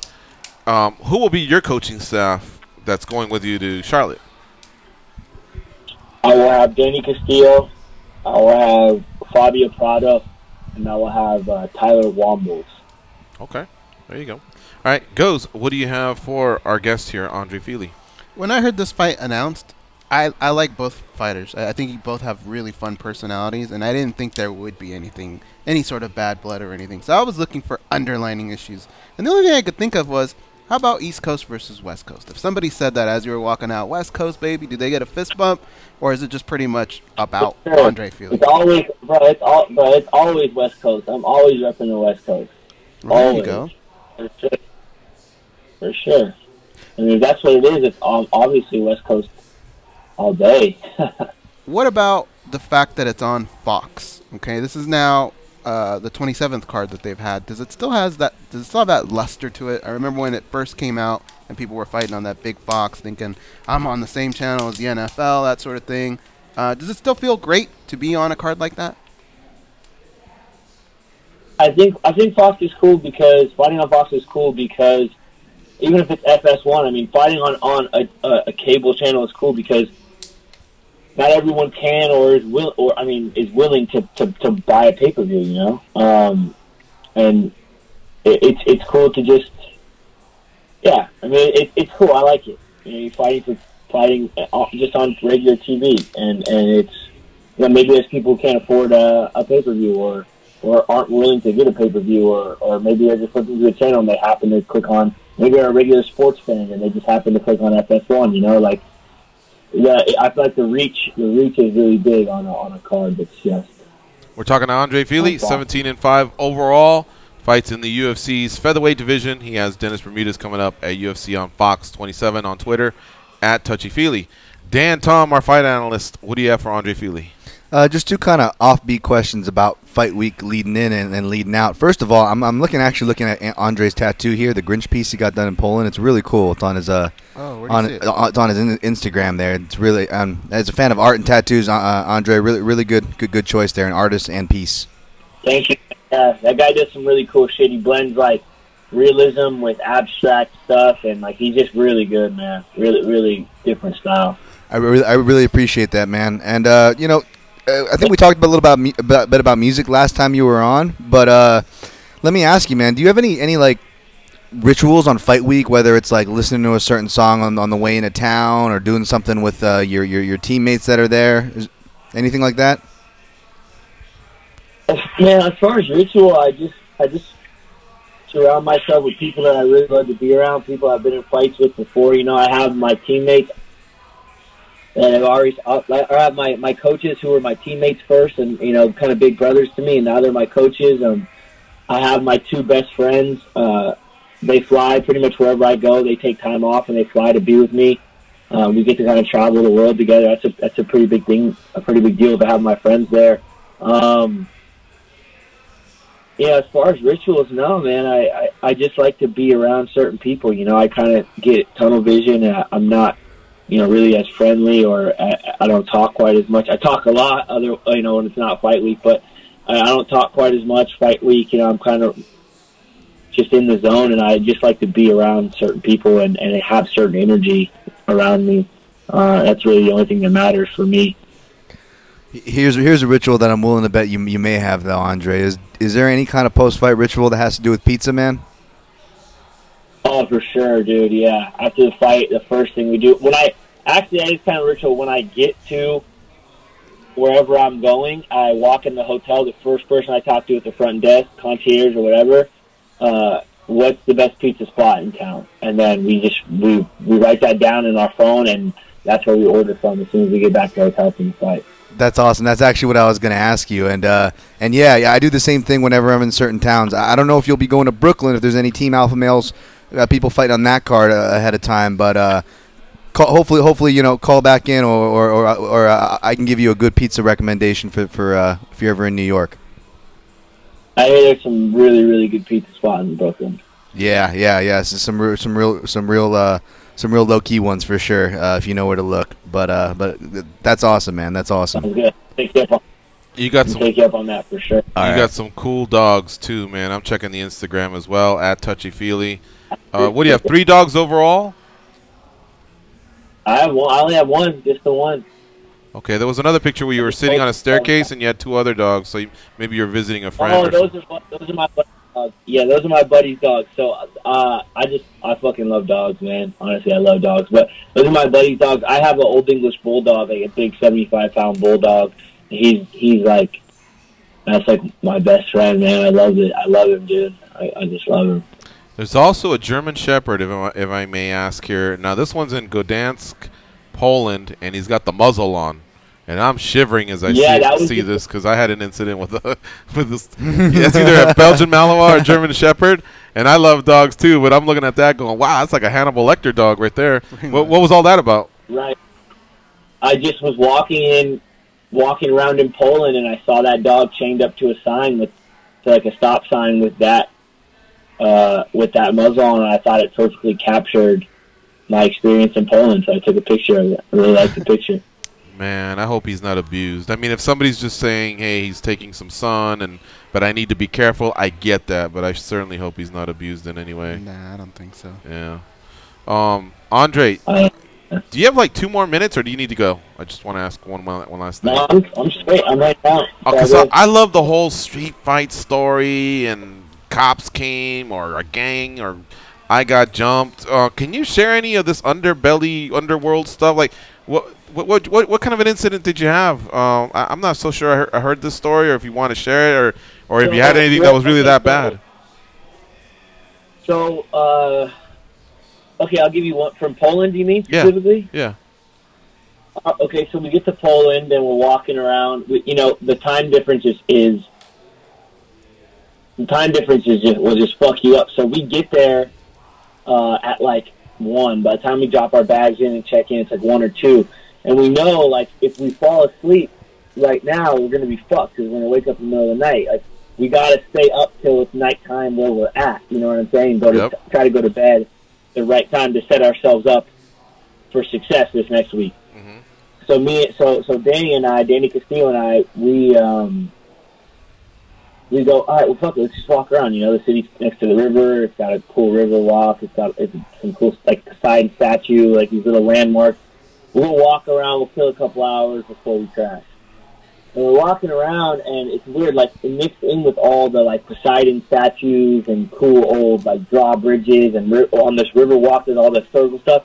There's, like, these really, like, sketchy little strip clubs all, like, thrown in here. But it's, like, the middle of the day. It's, like, 2 p.m. Like, okay. I'm not a big strip club guy, but I'm sure as fuck not a strip club guy at 2 p.m., you know, on a Tuesday or whatever. But the fact that he's not a strip club guy, but he's touchy-feely, I would think that if anything, he loves strip clubs. But go ahead. I enjoy a good strip club on a Saturday night in Vegas, like after my friend wins a fight. Sure, let's go to the fucking strip club. Well, let's go to Spearmint Rhino. Let's go to whatever, you know what I'm saying? Let's party. Right. Saturday night, whatever. But Tuesday in the middle of the day in a foreign country, I'm like, I'm good. We're walking around. But after like the third or fourth one, I mean, we've seen all the. We walked the river walk. We've seen a couple of the places. By the third or fourth strip club, we get kind of worn down. That the dude's like, look, man, you know they have the guys out there handing out business cards in those streets. Right. He's like, look, man, just go in, buy a beer, we'll give you a free shot. I don't really drink anyways, even if it's not fight week. But I look at Danny, I'm like, fuck it. You just flew 12 hours for me, I'll buy you a beer, you get a shot with it. He's like, all right, whatever, don't threaten me with a good time. We walk into the strip club, we sit down. They hand him a beer and a shot. They ask me what I want. I go, I'll just take a water, thank you. They give me a water and a shot. But for whatever reason, I'm like, look, I'm not going to drink, obviously. Here, Danny, take a shot. And I go to the dancer, I go, here, you take my shot, take it with my coach. This is my coach, Danny, good-looking guy, successful, runs a business. Let me tell you about my friend here. Why don't you sit with him and have this shot with him? And she automatically gets weird and is like, no, the shot's for you. I can't take it. Like, that's weird. I've never been in a strip club where you couldn't buy a shot for a dancer. Right. Like, no, I'm like, no, trust me, it's okay. I don't mind. You can take my shot. And she's adamant, like, no, I won't drink that. You can buy me a mixed drink, but I won't drink that. So I'm like, that's fucking weird. Then I go to pay for the drinks. Right? That's a red flag number one. I go to pay for the drinks, and they're like shoving the card reader in my face. I'm like, nah, I got cash. It's all good. No, it's okay. Pay with card. I'm like, nah, here, just take my cash. And they're just shoving the card reader in my face. Like, they're being super aggressive. Like, I can tell they want me to pay with my card. I'm like, nah, I'm straight. Thanks. You know, like, I'm good. And Danny Castillo was like, nah, just give him your card. Who cares? I'm like, oh, shut up. Just because you had 2 fucking shots, you're feeling good. I'm completely sober. I've decided that I don't trust these people at all. Right. So I give him cash. I'm like, Danny, let's get out of here, man. And he's like, all right, yeah, probably better. We should probably get out of here. He's starting to get some weird vibes too, you know. And like, we go to leave, and literally the stripper sits on me, straddles me, and pins me down, bro. I'm saying, I fight people for a living. Like, getting someone off me is not a big deal. But she dug her heels into the bench that she was straddling and grabbed the back of the bench. And like, when I tell you, I had to, the first time I tried to move, it was like, oh, okay, yeah. Second time, I was like, all right, it's not that cute anymore. I really got to get up. Third time, I physically had to grab her and lift her off of me. Like, she sunk her hips in, like she was trying to retain full mount. Right. Like, I had to move her off of me. So by this time, we're fucking sketched out, right? There's a couple sketchy bouncers with scars all over their faces, smoking cigarettes inside, just staring at us. The strippers are literally, like, trying to pin us down. Bro, I shit you not, I get this stripper off me, I go to walk out the front door, and another one kicks her heel onto the bench across the hallway, this little narrow walkway, and blocks me. Like, she's blocking me with her legs. Like, she won't let me pass through her. I have to duck under her leg to get out the front door, and I have to fucking drag Danny. I have to drag Danny by the arm, right? I have to drag Danny by the arm out because they won't let go of him. Wow. Come to find out later, we're cut. So that's the experience that I have in the middle of the day. Come to find out later, I talked to Lorenz Larkin and a couple other guys on the car. I'm like, yeah, I mean, if you guys want to go out, I mean, that strip club seemed like it was the place to fucking go. They were pretty eager. Like, it seems like you could have a lot of fun there for not very much money. And I tell them the name of that place, and Lorenz Larkin goes, all right, let me check it out. And they start Googling. Dude, turns out the place that we were in where they were shoving shots, trying to shove shots in our face, that place has been raided like every 6 months for the past couple of years, and they find like GBH and other date rape drugs in the bottles. Holy shit! They also find out that there's numerous stories on Yelp. Like the Yelp is just like, I'm talking like 60 reviews of people going, I took a few shots, and the next morning I woke up with no memory of what happened. I had a cut on my face, and I checked my receipt, and I had slid my car, and they charged me $500. That strip club was, dude. That strip club was notorious for handing up people a bunch of shots, getting them all drugged up on GHB, and then pretty much robbing them. Yeah, when he's talking about the card reader, I'm thinking, yeah, they want to steal his credit card info. You know what I mean? And as far as Danny, did Danny black out in any way, or did he just feel like 2 shots to him? No, he didn't black out, but I mean, like, it's not like Danny enjoys a beer, like he's been drinking, like, it's not like he just started drinking, like he's a 40-year-old man, he's been drunk before, but so 2 shots shouldn't have got him feeling the way he was feeling. He was definitely feeling the 2 shots, you know what I mean? Like there was definitely, I think, a little something extra in the shot. Wow, that's crazy. That's a great story, though. Oh, thanks for sharing. That's man. awesome. Well, listen, we took up a lot of your time, and that's what I imagine the strip club looking like. Their banner. Exactly. Send that to me, and I'll text it to him. He'll get a kick out of it. Thanks for the time, Andre, man. Yeah. Whatever's left of camp, be safe, and safe travels to Charlotte. And we'll be tuning in for the co-main event, you versus Dennis Bermudez on Big Fox. Big fight for you, bro. Hell yeah, thanks, man. I appreciate the time. All right, take care. All right, folks, that is Andre Fili on Twitter at TouchyFili, Touchy, and then his last name, Fili. Let him know you heard him on the MMA Junkie Radio Show. And give him some love, too, for sharing that story. Fuck, that's fun. Crazy. And probably his look and Castillo's look alone maybe is what, because I was waiting for the part where maybe some bouncers were going to step in at some point and maybe they would try and take control of the situation, but I wonder if they were able to read, well, these guys, there's fights in town. These guys maybe look like fighters. How do they stay in business stuff? They keep getting I have no idea, man. But didn't this almost sound like the movie Taken a little bit? A little bit, or like I don't think they were going to be taken, but the fact, our Hostel, the fact that they were getting possibly drugged and set up and the others were so aggressive. Yeah, more like Hostel. That's a good call right there.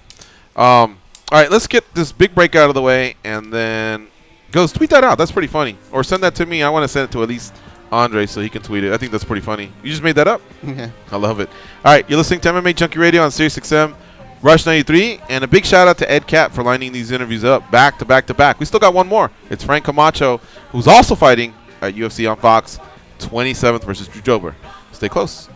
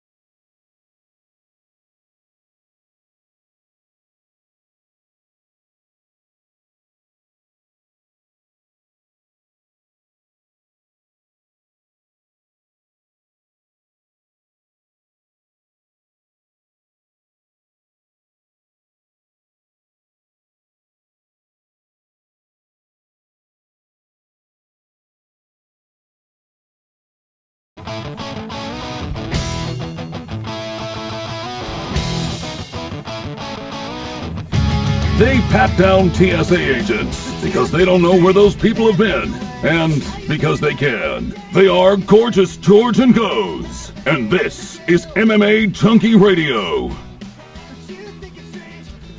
Barstool Radio is on Power 85. Here's some of the Stoolies' favorites, such as El Presidente, Dave Portnoy, Pat McAfee, Big Cat, and more.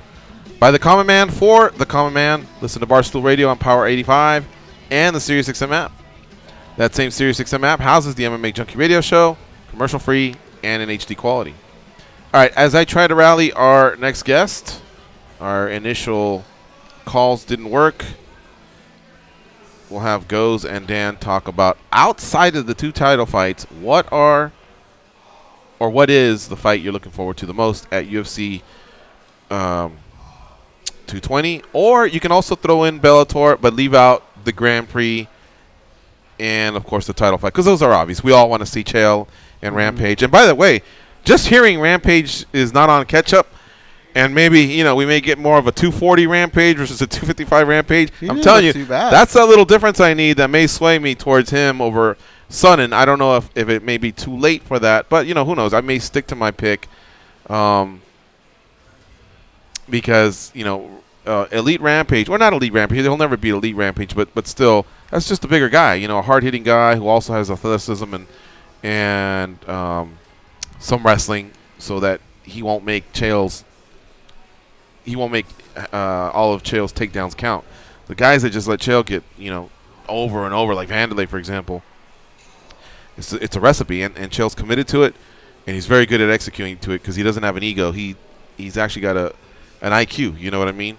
And he may convince you, oh, I'm going to knock him out, I'm going to do this. But what he's going to do, he's going to wrestle. Like he says, put on his cup, his mouthpiece, go out there and wrestle. And, of course, the top game has come through for him in the past as well. Anyway, I'm going to do this, and go ahead, maybe tell us about a fight you're looking forward to. Staying away from the Grand Prix, I think the obvious choice is Douglas Lima, Roy McDonald. We broke that down. You can catch that video up on MMAJunkie.com. It's just going to be, it could be very tactical, but it could also just turn into a war. So I like that one. And also on the Bellator card, I think Henry Krause and Georgi Karakhanyan ends really fast, and I think it ends very ugly for one of the two guys. How about you, Dan? You want to do 220? 222? Or sorry, 220? Yeah, sure. I was actually just looking. I'm like, I think I don't see it on MMA Junkie, but our breakdown / my written breakdown should be posted here shortly for anybody who want to check that out, because I'm excited for Liam McDonald as well. If you're asking me what looks good on 220 outside of the main and co-main event or outside of the main card? Main and co-main. I mean, on the main card, it's hard to overlook Almeida and Font. That looks like a fun one. I mean, that's kind of a pick for fight of the night there, hopefully, I mean, if both guys show up and do what they can do, they can both put on a show. Underrated fight. I'm still doing some research, especially a lot of these prelims still right now. A little behind this week. Apologies, folks, for those asking. But Ige and Arce is one that a lot of people, it's got a lot of people's attention, even though they're newcomers. It should be a fun one. Ortiz and Pantoja. Ortiz has been turning it up lately. He's been a staple for a while, and Pantoja is one of the newer faces that I like. He came off that season of Tough. And T-Bow's coming back this weekend against Islam Makhachev, who's a nice prospect, so that should be fun. How about Barzola and Bassett? I'm looking at that one for degenerate betting purposes actually right now a little bit, but yeah, that should be an action fight too with the way those guys come. Want to take this phone call? Let's take this call. Yeah, we'll still try and connect with Frank Camacho, fighting at UFC on Fox 27 on January 27th. So we still have some time. If we can't connect today, we'll see if we can make it happen. Dan from Oregon, you're up. What's up, buddy? What up, man? As far as all those fights goes on the UFC, Dan Tom literally just listed everyone that I was thinking of. Deep cut from the Bellator. Isn't Joey Davis on this card as well? I believe so, He's like the 2-0 prospect they got. Ian Butler. Wrestling champion, right? Yeah, 198 or some shit. Yeah, so there's a deep cut for you. Man, I kind of want to bring this up. Don't really know how, but UFC Tonight last night. Michael Bisping was on there. I didn't see the segment yet, but apparently they did a makeshift lightweight tournament. 8-man deep, all this nonsense. We hear fighters all the time how, they go to the negotiating table and they're trying to get these fights, and then the matchmaker's just like, no, he's ranked this, you're ranked this, and all this nonsense. We know that their rankings are BS, but is this the point in time where the media finally gives in and we say, okay, because there's so little of them right now that the percentage that they can mess it up is very high. But if everybody jumps on board, Junkie, Sherdog, Fighting, Flow Combat, everybody gets in the pool, then maybe the outliers, the people that don't really know what's up, won't mess up these rankings because they're using them for tournaments now, man. Can you believe this? Like, the most popular guy just can get in the tournament because we're letting UFC rankings go this far. Like, maybe I'm wrong. Are you guys not welcome into it? Because as far as I know, everyone has just chosen to not join because it's a joke. I think the joke is on the fighters and on the fans at this point in time. But how about you guys discuss this? I think they've gotten a little better. So I wouldn't say they're garbage, but what I would say is they don't matter. Yeah, good way of putting it. Early on, we were invited, and I'm not sure if we were doing ours yet or if we knew we were going to, but we decided not to partake as a site. All right, so you won't see myself, Goes, John Morgan, Matt Erickson, nobody. A few of the other sites, I think some of them did, but then slowly they dropped off. But it didn't have to do with whether they were having rankings or not. I think a lot of people just decided to take a step back because there were some very glaring inconsistencies. I couldn't tell you who's on it now. When they make their mistake, it makes it look very amateur. But they don't do it all the time, and most of the time they kind of pair what most people are doing, including Fight Matrix, Tapology, ours. But it's just like Goz said, they're almost rendered useless because the fighters are into it. They'll be like, well, I'm number 10, I want to fight 8 and this and that. So they're talking about it, but then all of a sudden there's a result of what's happening, and that inconsistency, I guess, kind of maybe hurts it. But and plus, we're just in a day and age where everyone's so vocal. Like in boxing, I didn't hear this as much. In boxing, it was pretty much accepted. You got to the #1 contender, unless that guy had already fought the champion once or twice. You pretty much deserved your shot, but you didn't hear much people bickering about stuff. But in ours, there's a lot of bickering. In college football, a lot of bickering. College basketball, not so much. But college football was a big deal because a championship was decided because of it, And so what happened? Eventually, they streamlined it. First it was AP, UPI. UPI was voted by coaches, AP by media writers. And then all of a sudden they started coming in. USA Today started being a little bit more analytical, statistical with it, and they kind of merged with UPI. I think even took over UPI. And you started getting some of the bias out of the way, whether it was a conference bias or a longevity bias or whatever. And now all of a sudden all these formulas, BCS, they've basically come into a playoff. But it took them a long time to figure it out. And that's multi-billion-dollar industry right there. So I just think, just like anything else, Dan, if you and I and Goz and Dan and everybody else are born 50 years later, I think the sport would be running a little bit more smoothly. But right now, it's still some Wild West out there stuff going on, especially in regards to rankings and matchmaking. Man, I just don't want to stand by and watch Nate Diaz go out there and voice some concerns that he has against the UFC. Literally the next week, no one fought, but Nate Diaz drops 2 spots and some other guys move up. Literally no movement in the whole division. Okay, well, I'll tell you about that. I'll tell you why that can happen. When someone hasn't fought in 16 months, because Nate Diaz hasn't fought since 2016 August, you also have to do something to hold your place. So I've done that in the past before. I've made those types of recommendations. Others have agreed with me. Others, you can't just hold on to your place forever. You know what I mean? You actually have to be doing something, or every time the lightweight division is highlighted, like on UFC 219, it was highlighted because you had Khabib and Edson Barbosa. So there was going to be some big movement there. Even though the champion wasn't fighting, 2 high contenders were fighting. So when it's highlighted, you start to look, and if somebody else just isn't getting down, you start to phase them out. Now, we have a hard rule of 2 years, you're out. Like Chad Mendez, it's not 2 years since he got the suspension, That's coming up. He'll be coming off suspension soon. It's 2 years. Sorry, not 2 years since he got suspension. It's 2 years since he fought. So with Nate Diaz, there just has to be a slide. You know what I mean? Because others are doing work. So I don't necessarily disagree with that if that's happened in anybody's rankings out there. Man, I completely disagree. You literally just said that because he's not fighting, either come up with a ranking to where, okay, it's this much and he's kicked out. You don't just drop the man because, oh, you know what? We got Ferguson and Lee coming up, so let's make this look a little better. Let's move Lee up above them. It's like, this is nonsense. And when there's only 15 guys running the show. Well, Ferguson's winning, Khabib's winning, others are winning. You have to reward. That's got to be part of your criteria, the wins and the losses. You don't slide much if you lost to the number 1 guy. You do slide a lot if you got upset by the number 50 guy. But let's say other guys have, since Nate's fought, 4 or 5 wins. You got to reward them. You can't just go, nope, nope, nope, that's Nate's spot.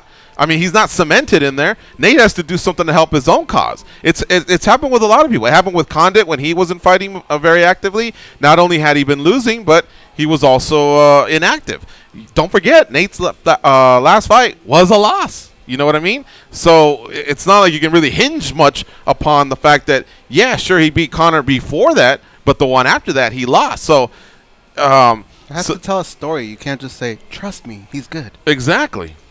He's got to do it himself. He's got to hold his spot a little bit, and you can't just be inactive.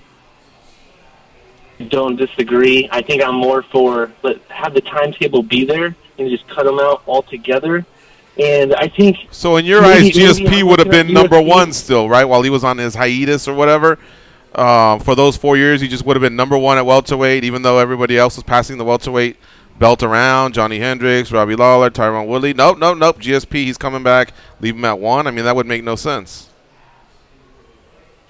You misheard me. I said I agree that inactivity, you take them out. Oh, I thought you said I disagree. All I want to leave you with, man, is maybe you look at USA Today all day long, but I'm over here looking at UFC.com, and I see what kind of shenanigans are going on, and you guys got it down pat. It's not it's not going on your guys' site. It is going on over here. So take a look. Maybe just think about joining, man, because it really does affect the fighters, the fans, everybody. Back to you guys, man. I see you, buddy. I mean, even if we wanted to, we can't. Yeah, even if we wanted to, we can't. And another thing is, it was a strong recommendation to not do our that, rankings are all of MMA, and theirs are just UFC.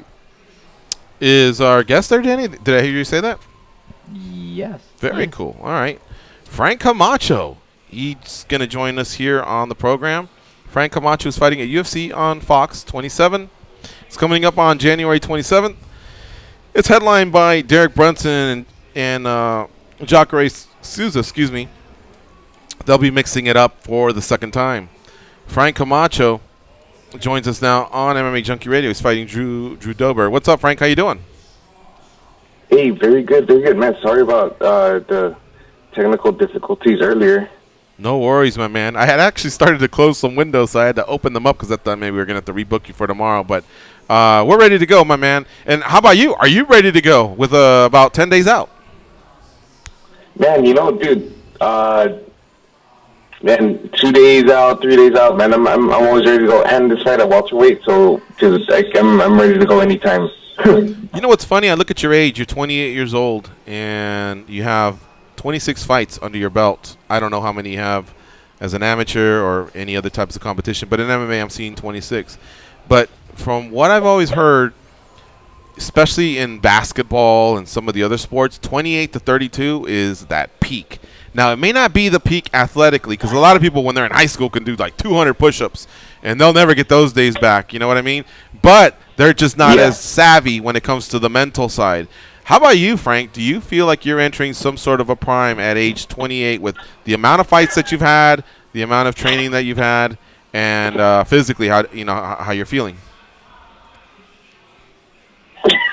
Man, I'm feeling really, really good, and mentally, dude, yeah, I think you're absolutely right. I don't feel like when I'm 19, 20 years old, where you don't even need to warm up and you just jump on the mat and start hitting the bag and all that stuff, so,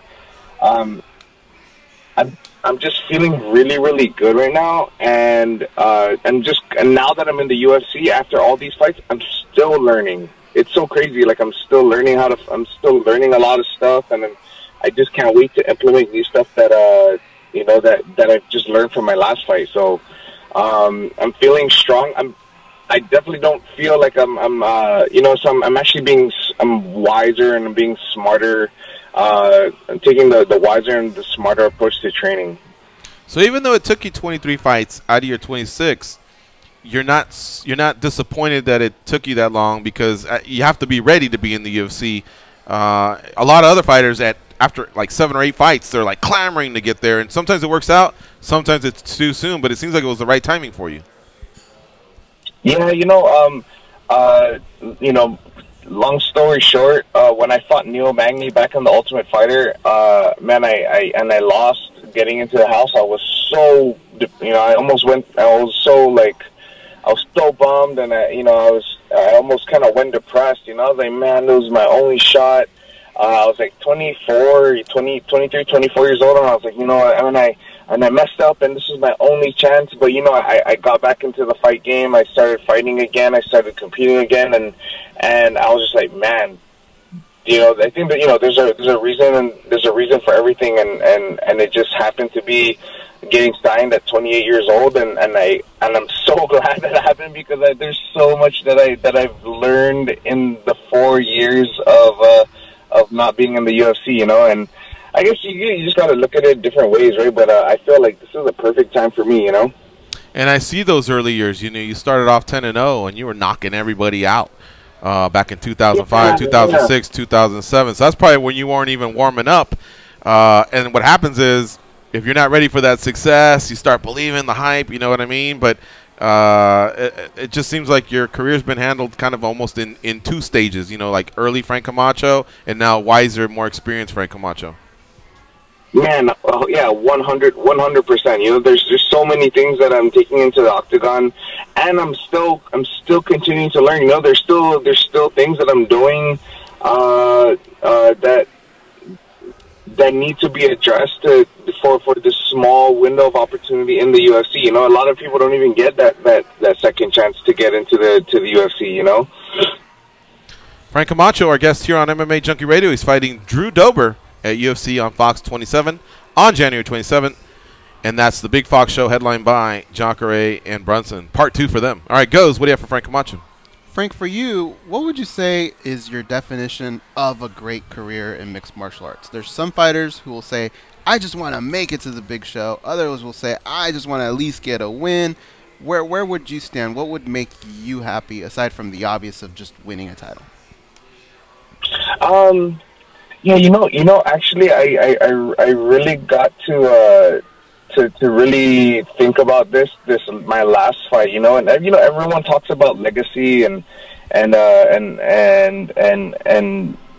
really putting a stamp on the making a stamp on in the MMA world, and I was just thinking about it, and I was just like, man, sometimes legacy after like a generation, people kind of forget. I don't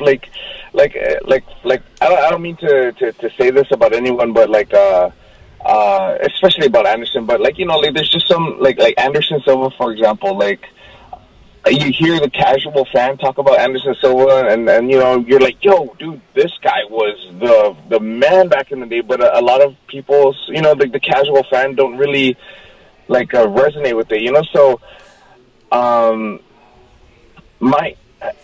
I'm not fighting for legacy or anything, and I'm just really fighting for the experience and the experience that I'm getting with the people that I really enjoy, being around. So my coaches, my wife, my family. So, and the people of the Mariana Islands. How do I just make this experience so great that when I do hang out with my kids down the line, or my grandkids, or with my training partners, that we have these stories to continue to live on for, and get to make positive differences with what I can with mixed martial arts, So and of course, coupled with that, is winning and really getting my name out there and representing, but really more so not so much more for legacy or for anything, but I think the definition of a good career for me is doing the best that I can and making a positive difference the best that I can with everyone that I meet.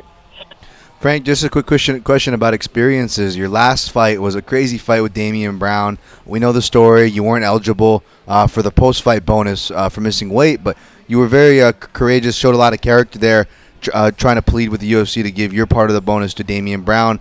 We all know that kind of turned out, but my question to you is, did you ever speak to Damian Brown after that? Did you get some respect, kind of that post-opponent respect, a little bit of a fist bump action for just kind of stepping up like that and representing for a fellow fighter?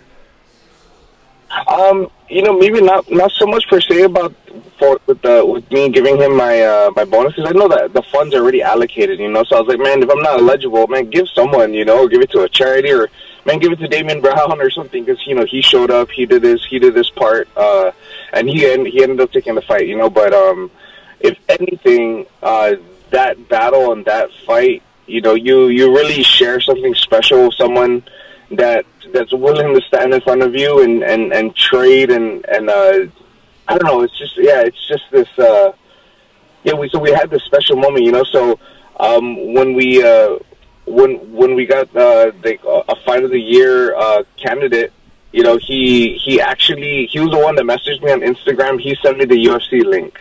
It was kind of funny. Like, he just was like, hey, Frank, check this out. He sent me the UFC link, and then, we're just kind of going back and forth. And, definitely probably one of my favorite fights of my career, and it's something that I'm going to take on forever. We just share something special where, even though down the line we might meet each other down the line, but there's something special that we shared, and I'll take this on forever in my career. Folks, follow Frank Camacho on Twitter @CrankEffect. And Frank, we got to cut a little short, but it's great to catch up with you before the fight here. Hopefully we can have a more extended after the fight, or if you're ever in Vegas, we'd love to have you in studio, ask you a little bit about that island life. But for now, just want to wish you a safe and happy camp, whatever's left of it. Safe travels to Charlotte. And, of course, good luck versus Drew Dober on January 27th. Man, thanks, guys. Thanks for having me. And you guys tune in. It's going to be a good fight. Can't wait. Thanks, Frank. Take care. Take care. All right, folks. That's Frank Camacho, our third guest and last guest. We're going to take this last break. We'll be right back to close up shop.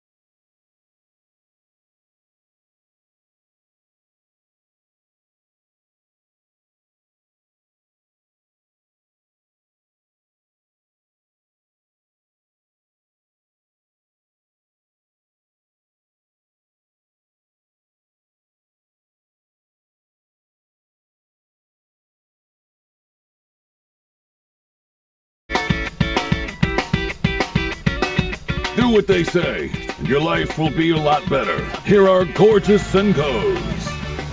Start your day off with SiriusXM. Enable the SiriusXM skill on your Amazon device, then tell Alexa to set an alarm for your favorite channel. You'll wake up to the sounds of SiriusXM. With SiriusXM and Alexa, you get the latest sports news each morning without picking up your phone or turning on the TV. Again, thank you very much to Ed Cat for setting up those interviews, one right after the other, starting with Vinc Pichel, then Andre Fili, and, of course, Frank Camacho.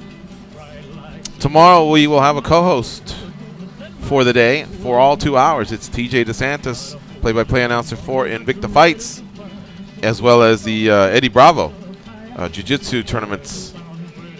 He's also a longtime radio host for Sure Dog and podcast producer for many shows like The Bruce Buffer Show. It'll be great to have him here in studio, talk old times, current times, and what the future holds in this ever-evolving multimedia world that we have. May have one other guest as well, but it may just be TJ DeSantis, which I'm very, very fine with, honestly. So keep it locked and loaded. Check out the guest lists that are put out every day, and you'll find out who's on each show, if you're ever wondering. And we'll see you all tomorrow. Now, remember, we got people out in L.A. and Boston hustling, putting out some great coverage for you all to check out for Bellator 192 and UFC 220, both happening on Saturday. All right, we are out of here, folks. I just want to dedicate this show to Pat Fernandez, a friend of mine who I just found out passed away earlier today. Really, really nice guy. Hadn't talked to him in a few years. That's unfortunate, but anyway, rest in peace, brother. For Goes and Danny and Dan, I'm George. Go out there and be champions.